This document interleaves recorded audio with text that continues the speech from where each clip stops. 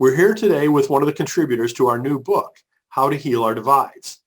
Reverend Justin Hancock is a graduate of Perkins School of Theology with a master's in Christian ministries and an ordained deacon appointed by the North Texas Conference.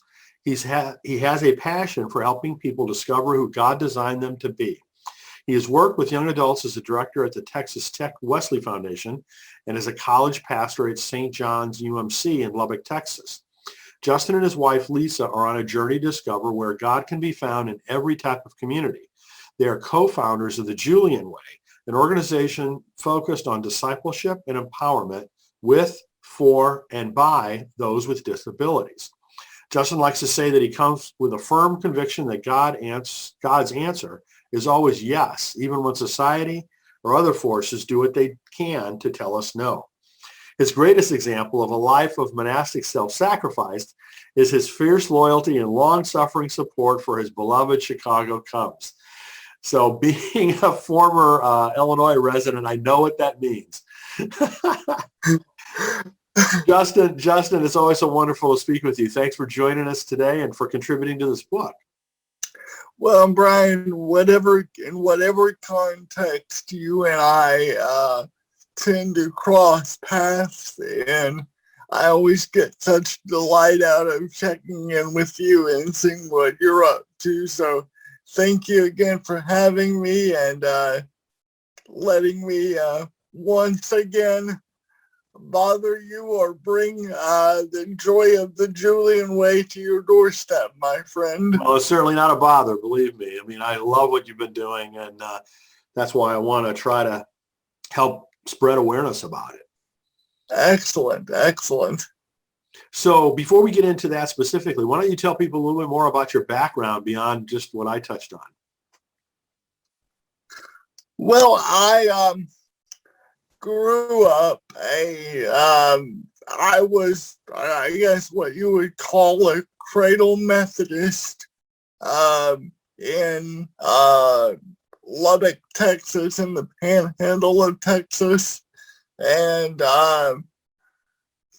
grew up with a twin brother and an older brother, and my family was really the start of my journey. And what I mean by that is my parents were very instrumental. My mom taught special ed and was a principal for a number of years, and my family was really instrumental in not just making sure I was included, but in teaching me how to shape my voice and how to use my voice from a very early age. And I was it sounds like a fairly boring story from where I sit right now, but I was a pretty typical kid involved in church and youth group and getting in trouble, and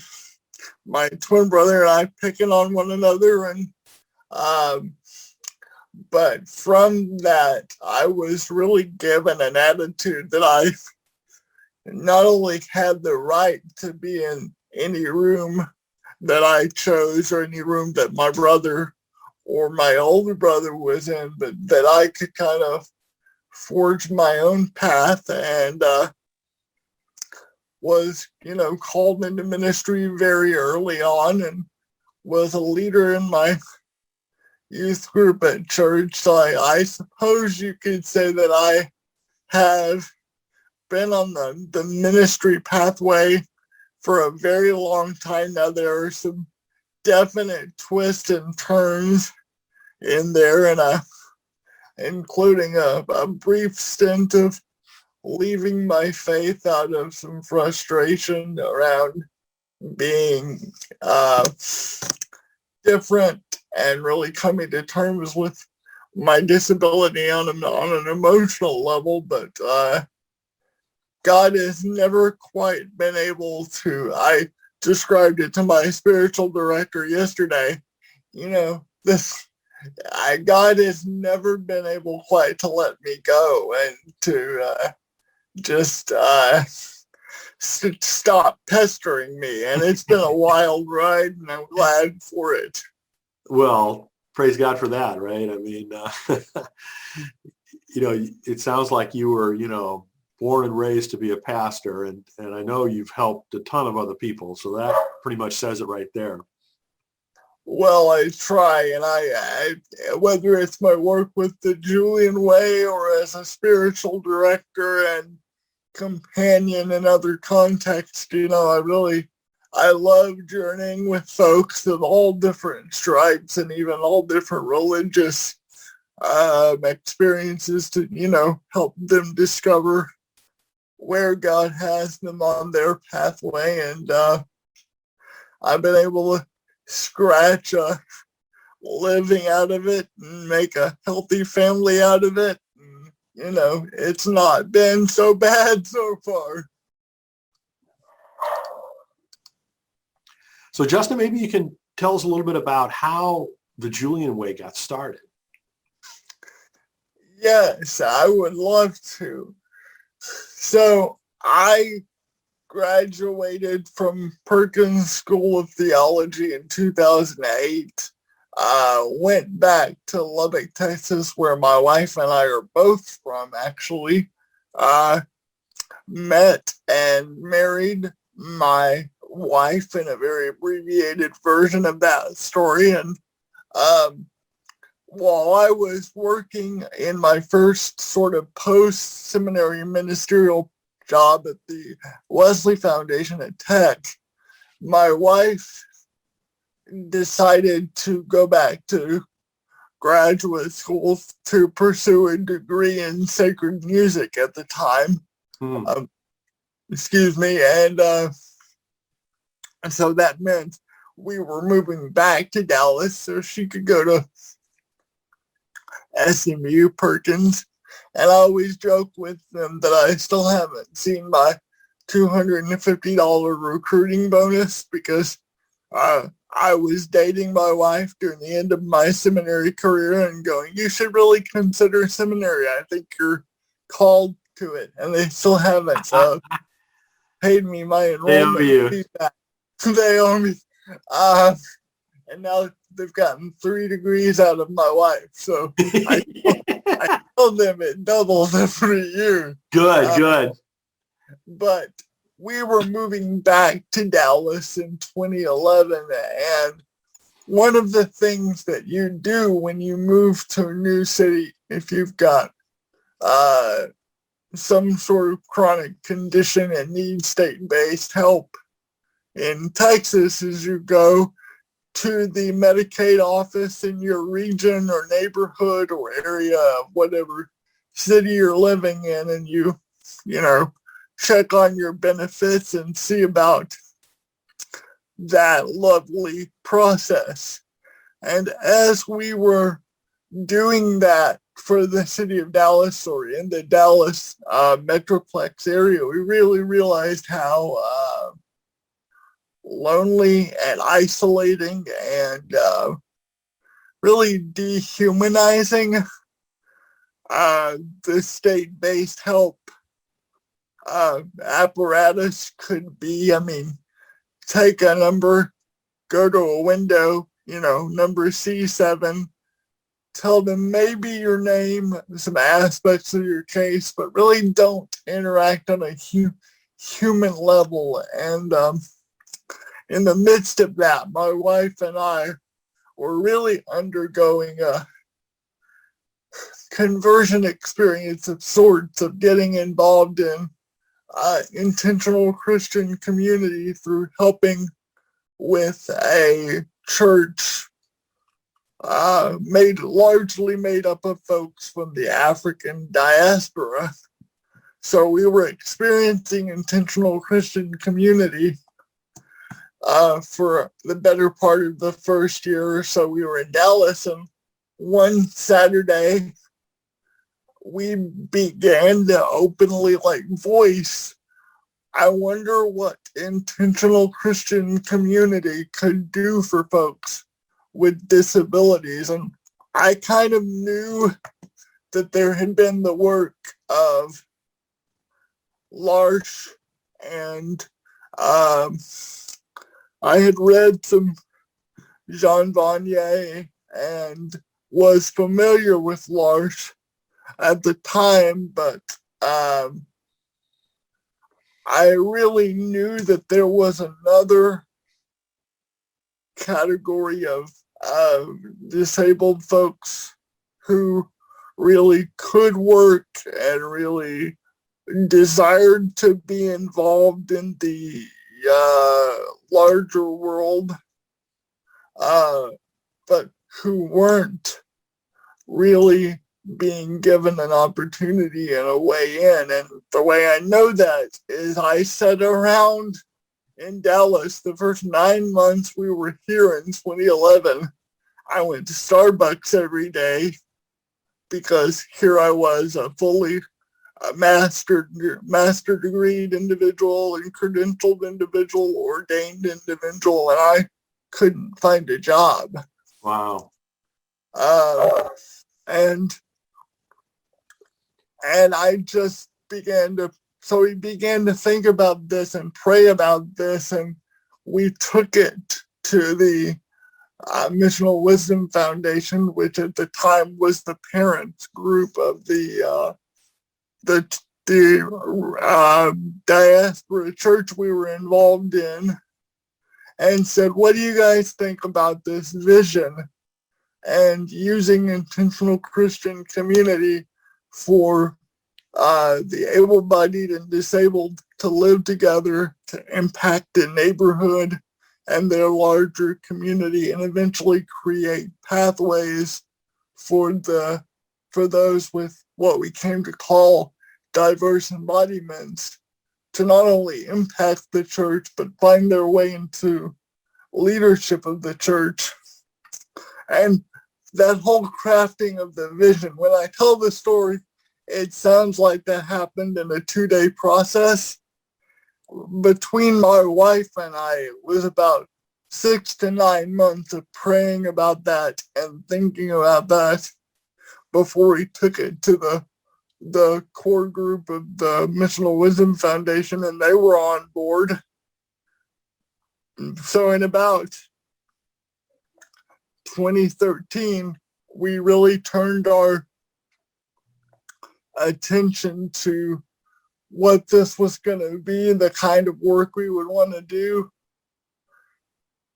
And if I could quickly mention our inciting incident, because it was founded, I say, in 2013, but our inciting incident took place in mid-2014 when I was at what is now the Institute for Theology and Disability, which I should say is a very good organization that's made tremendous strides in giving folks with disabilities a platform to use their own voice. Was that the one in Holland, Michigan? Yes. Okay. That conference used to rotate, and as of late has had a relationship with Western up in Holland. When I went, it was in Dallas, Texas in 2014, and they were still kind of growing and learning how to be an empowerment force and not just an advocacy force. And a prominent theologian, the last day of that particular conference, got up and said something that was essentially, it is the church's job to speak for those with disabilities because they cannot speak for themselves. Well, you didn't resonate too well with that, did you? That did not go over super well. Well, you said that you were not shy at a young age, so this may have been the proof of that extraordinaire. But 9 of us rolled, walked, preambulated our way out of the room at that point, and I had really been wrestling with what the Julian Way was, and was I the guy, and did I want to do disability ministry and risk pigeonholing myself that way? And God said, look, if you don't do this, I will find somebody who will, but nobody is going to do it with the intensity and the clear-eyed passion that you will. So either do it or get out of my way. From that point on, I said, all right, here we are. Here we go. Wow. And we had a great first about 5 years of building community among a select group of folks. Well, not so that makes it sound like we were selective, among a small group of folks with disabilities in North Texas and beyond, and really had community dinners and forged some real close relationships, and began to enter the advocacy space. And I would say early 2020 felt a call to really expand our advocacy and our teaching ability and our teaching platform. And the Mitchell Wisdom Foundation graciously, we met with them and they said, look, we're supportive of you. We're not in the position to go with you where you're feeling called to go at this point, but go with our blessing. So since July 1st of 2020, we've been in relationship with the neighboring movement out of Wichita, Kansas. They do ABCD or asset-based community development work. And we're really focusing now on the empowerment piece and framing disability as an asset and a gift. So it's really been a hand and glove type relationship. And I'll get into a little bit more of where we're headed and some of the exciting things we've already been able to dip our toes into as a part of that relationship in a minute. But I want to kind of catch my breath and give you a chance to chime in here as well, because I know I've been talking a lot. Sure. Well, I appreciate that. Don't mean to tire you out by any means.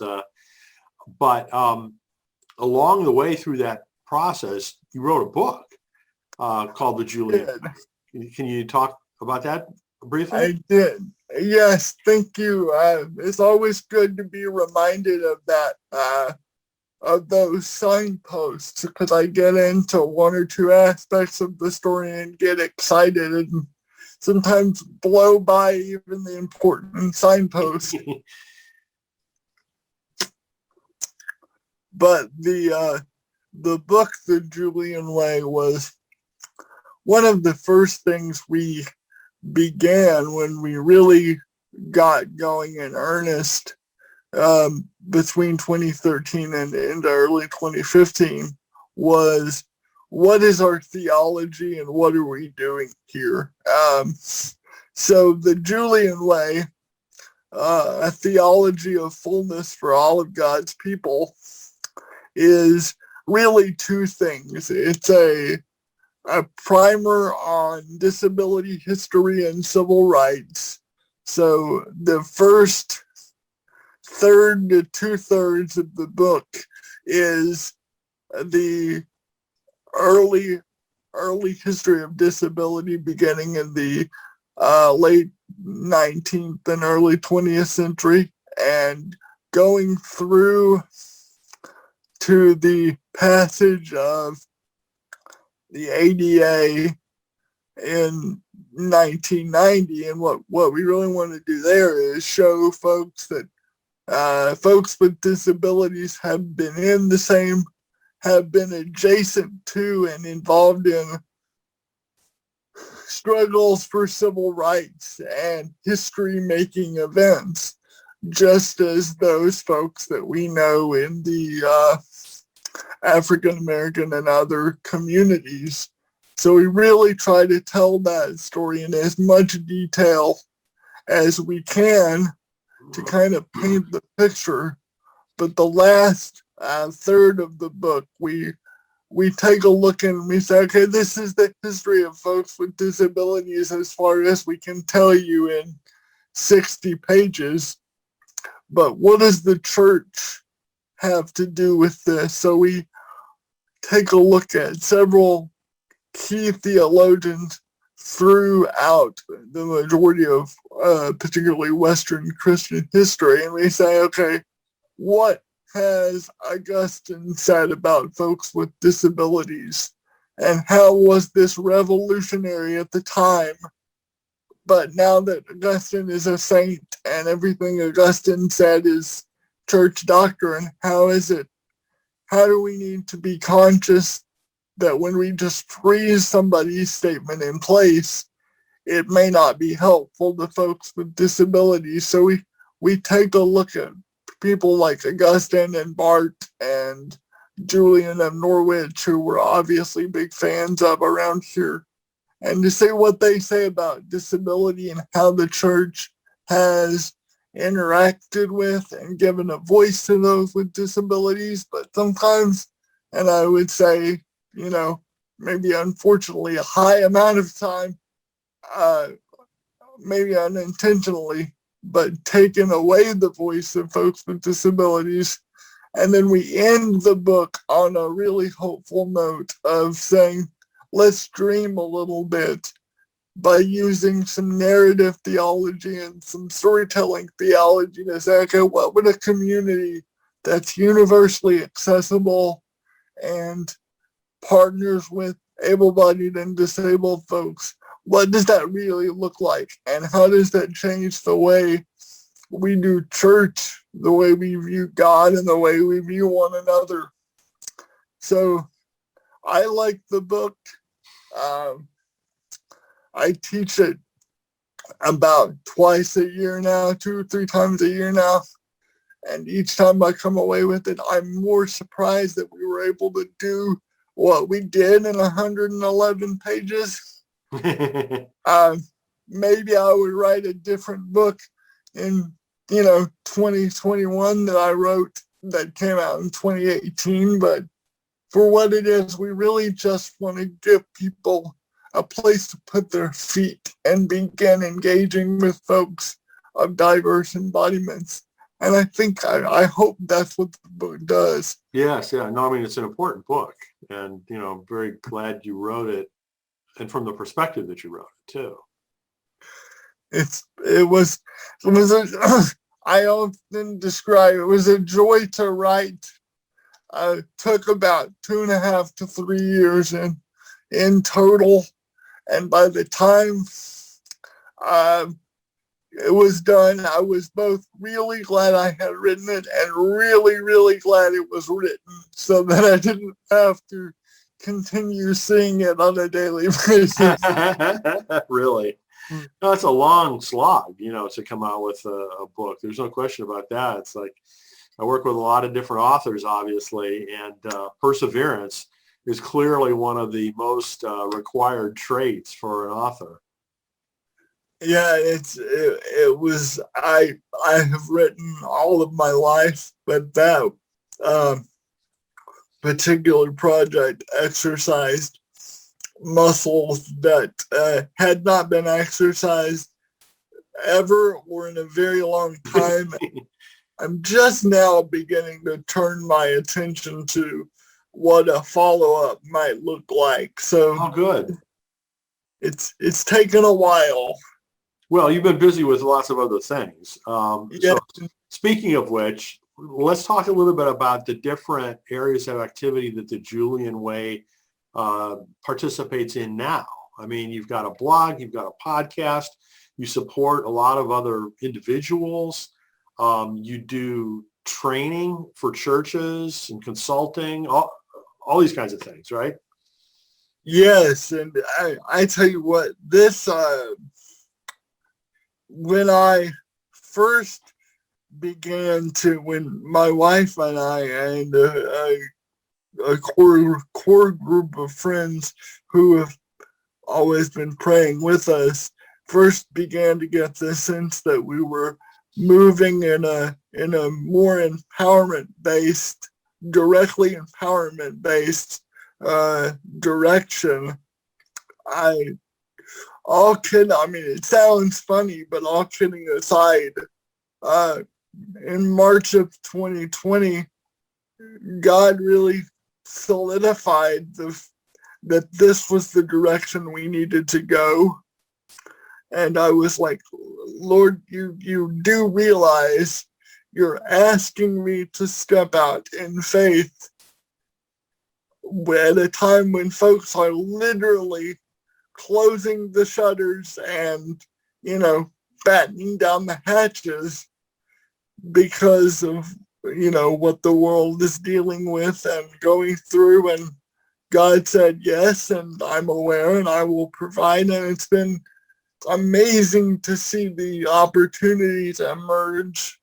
As you said, we do a lot of teaching with churches right now and partnering with churches so that individual congregations can learn what it means to be not just an inclusive church, but a fully disability integrated church.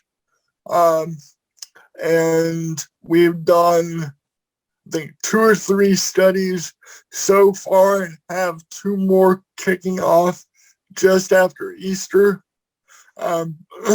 Your writing project is one of the ones that greeted us at the very beginning of 2021. So that's been exciting to engage with. And just the amount of energy around the advocacy space and around the work of the Julian Way right now is absolutely amazing. And I continue to be blown away as we engage with churches about the curriculum we've already done and the seminars and workshops we've done in the past and continue to do. But not only that, the writing that we are working on that's going to come out latter part of 2021 into 2022, there was some real excitement around it. And I love getting the freedom to do a weekly blog,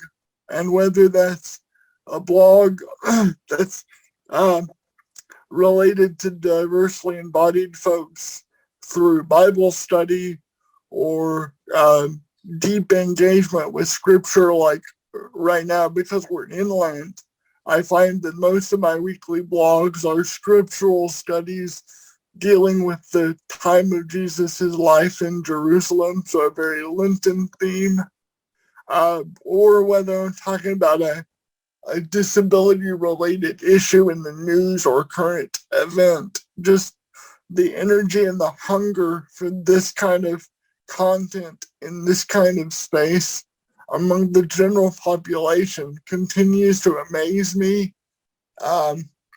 And plus, I get to do a disability-related podcast using comedy and pop culture and with one of my best friends in the world, and really talk about important faith-based issues in a way that is accessible to maybe somebody that doesn't have the insider baseball language of church, but really can make an impact in a deeply meaningful way. I was talking to a friend out of the Orlando area, and she just off the cuff said, my cousin, whose son deals with a variety of